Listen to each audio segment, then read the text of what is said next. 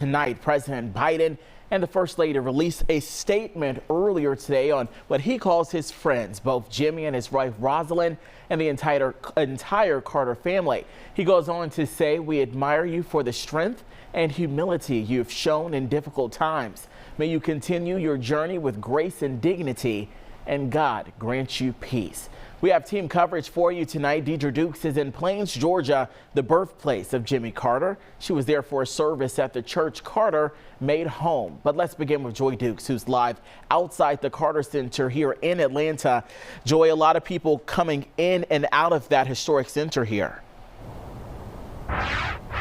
Yeah, Eric, from the commander-in-chief to everyday citizens, we've seen thousands of heartfelt messages on social media in light of the announcement that former President Jimmy Carter will not seek any additional medical intervention after dealing with some health challenges. Now, some people are sending his family words of comfort. Others are reflecting on a lifetime full of accomplishments. With a public service career that has spanned decades, President Jimmy Carter's life has been an inspiration to millions.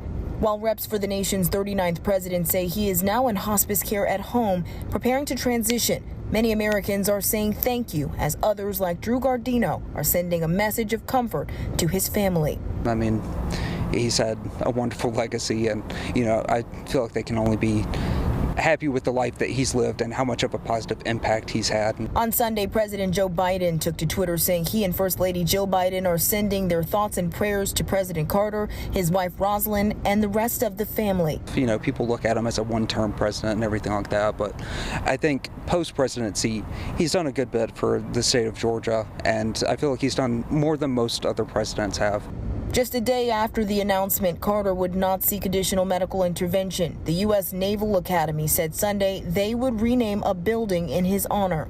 Habitat for Humanity, an organization the president and his wife volunteered with for more than 35 years, released a statement saying, quote, "All of us at Habitat for Humanity are lifting up President and Mrs. Carter in prayer as he enters hospice care. We pray for his comfort and their peace, and that the Carter family experiences the joy of their relationships with each other and with God in this time." The Nobel Peace Prize winner, Navy veteran, and Plains, Georgia native's impact widely felt. Yeah, my father actually went to Vietnam, and he did a lot of help when they transitioned and came back from Vietnam as well. So much so that the Carter Center has created a website where people can send personalized messages of love and support to him and his family.